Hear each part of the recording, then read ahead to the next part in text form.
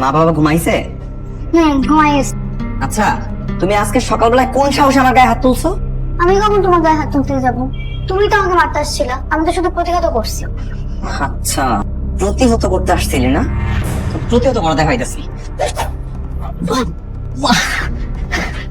কি খুব ব্যথা লাগছে?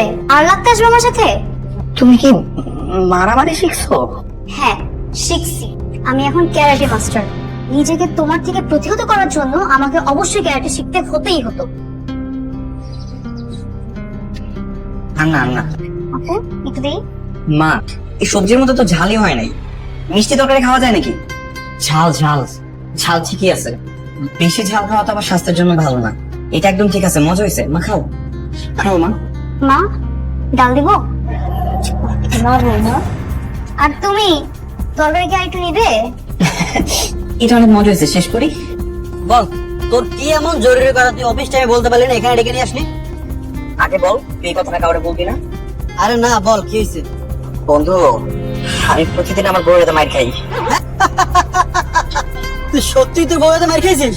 এটা দাঁত চালানোর মতো কি হইলো? তুই এরকম খুশি হইতেছিস কেন? না মানে তোর মতো একটা রকচাটা মাথা গরম জামাইকে মারছে, এটা সত্যি অকল্পনীয় ব্যাপার। তুই কেরাতে শিখে আসছিস রে ভাই, ওর সাথে আমি আর পারতেছি না। সারাদিন ওর ভয়ে আমি ঘরের মধ্যে কিচ্ছু করতে পারি না। কি করবো কিচ্ছু মাথায় আসতেছে না। ব্যাপারটা সত্যি টেনশনের। আচ্ছা যাই হোক, তুই টেনশন করিস না, তুই এক কাজ কর, তুইও ক্যারাটে শিখে নে। আমার কি এত সময় আছে নাকি? অফিস করে তো কুল কেনাটা পাই না। আরে বেটা, ইউটিউবের যুগ এখন, ইউটিউব দেখে দেখে বাথরুমের মধ্যে প্র্যাকটিস করে নিবি।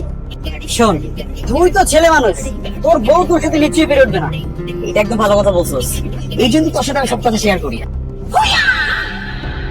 বৌমা, ও বৌমা, বৌমা রাফসান। আরে তোমার শ্বশুর টেবিলে বসে আছে, খেতে আসো রাফসানকে নিয়ে। রাফসান কই? মা ও তো ওয়াশরুমে।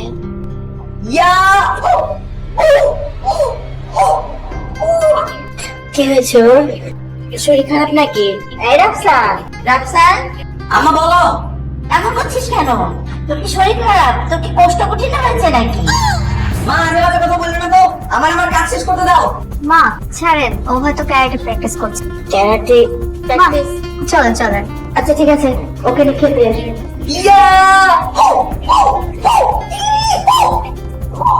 ইয়া ইয়া ইয়া ইয়া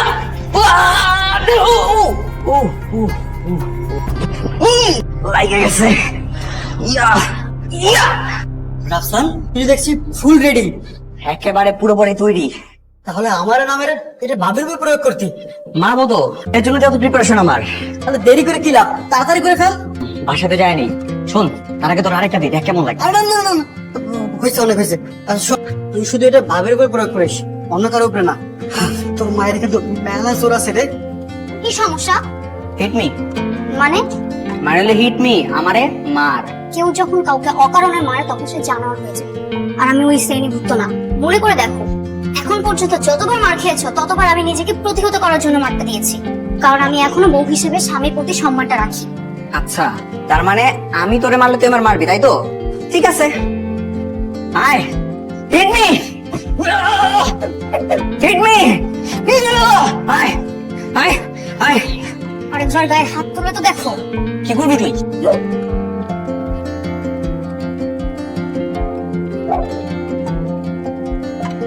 বাবা, তোমাদের আদরের ছেলের সাথে ও এরকম একটা অঘটন ঘটাইলো, তোমরা কি এটা কোনো বিচার করবা না? আমি কি বিচার করবো? আমি তো বৌমার পক্ষে। তুই এতদিন ধরে বৌমার সাথে যে অত্যাচার করেছি, বৌমা জাস্ট তার রিভেঞ্জ নিচ্ছে। তোর যা বৌমা, আমি খুব খুশি হয়েছি, ঠিক কাজটি করেছি। আমি তো অনেক খুশি, ভালোই করছো। ইসপ্রিয়া আমাকে একটু শিখাই দেবে, তাহলে আমিও আমার জামার উপরে অ্যাকশন নিতে পারবো। থাম তুই। রাফসান, যা হবার সেটা হয়ে গেল, এটা নিয়ে আর বাড়াবাড়ি করিস না। আমি চাই না আমার পরিবারে এই ঘটনাটা আবার ঘটুক। মা, তুমি ওর পক্ষ নিতেছো? মা আমি কিন্তু প্রথমে ওর সাথে লাগাতে চাইনি। ওই এসে আমাকে বলে কি হিটমি হিটমি। ও একটা ষাঁড় গরুর মতো, মাথায় কোনো বুদ্ধি নেই, শুধু গায়ের জোর দেখাতে চায়। বুঝতে পারছি, তোমরা সবাই মিলে একজোট হইছো। তোমরা তো এটা কোনো বিচার করবা না, যা করার আমিই করতেছি। আরে যে তোর আমি দেখেন এই দেখ, একদম হাসবি না। আমার কিন্তু প্রচন্ড পরিমাণে রাগ উঠতেছে, এখন কিন্তু তোর উপর রাগ ঝাড়বো। আরে না না থাক, হয়েছে। আমি ভাবতেছি আমার এই বাঘ বন্ধুটা কিভাবে বিড়াল হয়ে গেল। হ্যাঁ, বউ যদি কেরাতে জানতো না তাহলে তুই খালি বিড়াল না চামচিকা হয়ে যাইতি। ভাগ্যিস আমার বউ এমন না। এই বউয়ের কম্পারিজন বন্ধ কর, আমার একটা বুদ্ধি দে কিভাবে করে আমি প্রতিশোধ নিতে পারি। আমার ভিতরে প্রতিশোধের আগুন জ্বলতেছে, যতক্ষণ পর্যন্ত আমি এটার একটা প্রতিশোধ না নিবো না আমি ঠান্ডা হবো না। বুঝতে পেরেছি। কাজ কর, প্রতিশোধ নেওয়ার জন্য ডিভোর্স দিয়ে দে। না না, ডিভোর্স দেওয়া যাবে না। ওর যদি ডিভোর্স দেয় তাহলে মানুষজন বলবে কি বউয়ের হাতে মার খেয়ে ওরা ডিভোর্স দিয়ে ফেলছি। ভালো কোনো বুদ্ধি দে। তাহলে সেকেন্ড বুদ্ধি, তুই তোর বউকে প্রেগনেন্ট বানিয়ে দে। মানে আমার তো মনে হয় তোদের এখনো ফুল সজ্জাই হয়নি। তোর বউকে প্রেগনেন্ট বানিয়ে দে, এটা ওর জন্য বড় শাস্তি হয়ে যাবে। গর্ভাবস্থায় 9 মাস তো একদম বিড়াল হয়ে থাকবে, আর বাচ্চা হয়ে গেলে তো পায়ে শিকল। এটা কিন্তু একটা ভালো বুদ্ধি দিছিস, প্রতিদিন একটা কাজের কাজ হইতেছে। কিন্তু কিন্তু আবার কি? ওর সাথে তো আমার দা কোনো সম্পর্ক, রোমান্টিক হবো কেমনে? আরে বেটা, নাটক নাটক করতে হবে, বুঝছিস? কিছু পাইতে হইলে কিছু দিতে হয়। তুই এর সাথে রোমান্সের নাটক করবি, দেখবি সব হয়ে যাবে। কিভাবে? তুই দেখিস, কিছু জানিস না, নাটক সিনেমা দেখিস না? নাটক সিনেমা দেখে দেখে তারপর হচ্ছে অ্যাপ্লাই করবি। কি সমস্যা তোমার? তুমি জোকারের মতো সেজে বসে আছো কেন? এমনিতেই এই এটা তোমার জন্য। এসব কাহিনী না করে চুপচাপ ঘুমাও। চলো আমরা দুজন সারাটা আজকে গল্প করি। কি হয়েছে তোমার? কিছু হয়নি তো। তুমি কি নেশা করছো? কি বলতেছো? আমি নেশা কেন করবো? আমি তো তোমার সাথে একটু রোমান্টিক ভাবে কথাবার্তা বলার চেষ্টা করতে। হয় নাই? না, হয় নাই। আর আমি চাইও না তুমি আমার সাথে রোমান্টিক হও। তুমি কি বলতেছো? আমি তোমার জন্য কি সুন্দর গোলাপ ফুল নিয়ে আসছি। তোমার যেখানে খুশি হওয়ার কথা, তোমার বউ। ও আচ্ছা, বিয়ে তো হয়ে গেছে, তুমি তো আমার বউই। গোলাপ ফুলের কি দরকার? এটা তো গার্লফ্রেন্ড বয়ফ্রেন্ডের দায়। আচ্ছা ঠিক আছে, এটা বাদ। তোমার জন্য আমি এতক্ষণ ধরে অপেক্ষা করতেছি, তোমার কিছু মনে হয় নাই? আচ্ছা, ওই সুবুদ্ধি কি মার খাওয়ার পরে হয়েছে নাকি কেউ সুবঞ্চনা দিছে? কি বলছো তুমি? এগুলো তো তোমার প্রতি আমার ভিতর থেকে আসতেছে। শুনে ভালো লাগলো। যাও ঘুমাও। ঘুমাবো কেন? লাইটটা বন্ধ করে আসো, আমার সারা রাত গল্প করবো। না, গল্প করবো না। আমার এখন একদম গল্প করার মুড নেই। সারাদিন কাজ করছি, এখন আমার অনেক টায়ার্ড লাগছে। যাও ঘুমাও। সরো। আর হ্যাঁ, লাইট অফ করে দিও। কি হবে দোস্ত? কাজ হয়েছে? আর কোত্থেকে কাজ হবে? কেন কেন আবার কি? বিয়ের পর থেকে সারাদিন বলে রাখছে ঝাড়ের উপরে, উঠতে বসতে চট থাপ্পড় মারছি। 2 দিন আগে ওর সাথে হলো আমার WWE রেসলিং। চাইলে কি এই মুহূর্তে হুট করে রোমান্টিক হওয়া যায়? তাও ঠিক। তুই এক কাজ কর, তুই তোর বউকে নিয়ে সিনেমা দেখতে যা, শপিং কর, ফুচকা খা, তার সাথে আগে ফ্রি হ। ফ্রি হওয়ার পর দেখবি সে আস্তে আস্তে ঠিক হয়ে যাবে। আর যদি ফ্রি না হয় তাহলে দেখবি সে রোজকার মতো তুই বাসায় যেতে যেতে ঘুমিয়ে পড়বে। এটা অবশ্য খারাপ বলছ নাই। আই থিংক আমার এরকম ভাবে চেষ্টা করা উচিত। বন্ধু, তুই এক কাজ কর, তুই অফিস থেকে কিছুদিনের জন্য ছুটি নে। ছুটি নিয়ে একটা ভালোবাসার নাটক কর, বউকে নিয়ে কক্সবাজার থেকে ঘুরে আয় যা। ঠিক আছে, তাই করবো।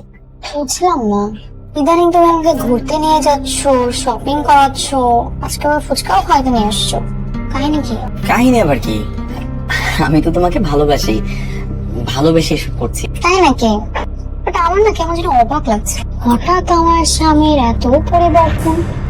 পরিবর্তনে তো পরিবেশ সুন্দর করে, তাই না? অফিস থেকে কেমন ছুটি নিয়েছো? তোমার তো আমার প্রতি কত অভিযোগ যে আমি তোমাকে কখনো কোথাও ঘুরাইতে নিয়ে যাইনি। তাই ভাবলাম এই ছুটিটা নিয়ে তোমাকে নিয়ে কক্সবাজার ঘুরে আসি, হানিমুনটাও করে আসি। যা, তোমার মুখে তো কিছুই আটকায় না। লজ্জা পাইতেছো কেন? আমাদের বিয়ে তো অলরেডি 6 মাস পেরিয়ে গেছে। অন্য কেউ হলে তাদের দিনে বাচ্চার বাবা হয়ে যেত। এই শোনো, আমিও কিন্তু বাবা হইতে চাই। আমরা কিন্তু কালকে কক্সবাজার যাচ্ছি, ঠিক আছে? ঠিক আছে। ওকে, ফুচকা খাও? না, আমি একটা খাওয়াই দিচ্ছি। নাও। আচ্ছা, আমি সত্যি বাবা হতে যাচ্ছি তো? হ্যাঁ। তুমি শিওর তো আমি সত্যি বাবা হচ্ছি? কেন, তোমার কি সন্দেহ হচ্ছে? না না, কোনো সন্দেহ নাই তো।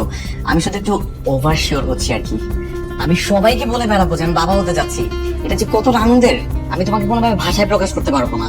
সবাইকে বলতে পারবো তো যে আমি বাবা হতে যাচ্ছি? জানাতে পারো, কারণ আমাদের বাচ্চার বয়স 12 সপ্তাহ পার হয়ে গেছে। শুধু বলবো না, আমি সবাইকে মিষ্টি খাওয়াবো, 100 কেজি মিষ্টি কিনবো, সবাইকে বিলাবো। ঠিক আছে, খাইও। এই কই যাচ্ছ? রান্না করে, রান্না করতে হবে না? তোমাকে রান্না করতে হবে? আজকে বাসায় মা আপু কেউ নাই, সব রান্না তো আমাকেই করতে হবে। যা করার আমি করবো, তুমি এখানে চুপচাপ বসো। আরে না না, আমি এখনো অতটা দুর্বল হইনি। চুপচাপ বসো তো। আজকে আমি রান্না করবো, তুমি আমার হাতে রান্না খাবা। আমি রান্না করে যাচ্ছি। কি ব্যাপার বন্ধু, অফিসে আসিসনি কেন? বউয়ের পাশে থাকলে তো হবে? আরে তোর মিশন তো কমপ্লিট, তোর বউ এখন প্রেগনেন্ট। তোর উদ্দেশ্য ছিল তোর বউ প্রেগনেন্ট হবে, হয়ে গেছে। হ্যাঁ, এখন সব বাদ দিয়ে অভিযোগ চলে আয়। কি হলো, কে কল দিছে? আর পানি কতটুকু দিবে একটু বলো না। আমাকে কনসেপ্ট করা তোমার মেন উদ্দেশ্য ছিল প্রতিশোধ নেওয়ার জন্য। না আসলে ব্যাস, আর কিচ্ছু বলতে হবে না। একটা বাচ্চা দুনিয়াতে আসে মানুষের কত স্বপ্ন আশা নিয়ে, আর তুমি কি না ওকে সেই প্রতিশোধের অংশ বানিয়েছো? ছি রাফসান, ছি। আমি এই বাচ্চাকে রাখবো না, আমি ওকে পৃথিবীতে আসতে দিব না। ও আসলে কি জানবে? ও আসলে জানবে এই দুনিয়াতে ওর আশাটা ওর বাবার প্রতিশোধের অংশ ছিল। আমি আজই ডক্টরের কাছে যাবো, গিয়ে অ্যাবর্শন করাবো। ওকে, কিন্তু আপনি যেটা বলেছেন সেটা তো সম্ভব না। বাচ্চার তো হার্টবিট চলে এসেছে, এই অবস্থায় বাচ্চা নষ্ট করা আইনত দণ্ডনীয় অপরাধ। আপনি আপনার হাজবেন্ডের সঙ্গে কথা বলুন না, তার সঙ্গে কথা বলে বাচ্চাটাকে রেখে ওকে পৃথিবীর আলো দেখতে দিন। ওর সাথে কথা বলে কোনো লাভ হবে না ডক্টর, ওর মধ্যে কোনো অনুভূতি নাই, ও মানুষ না, অমানুষ।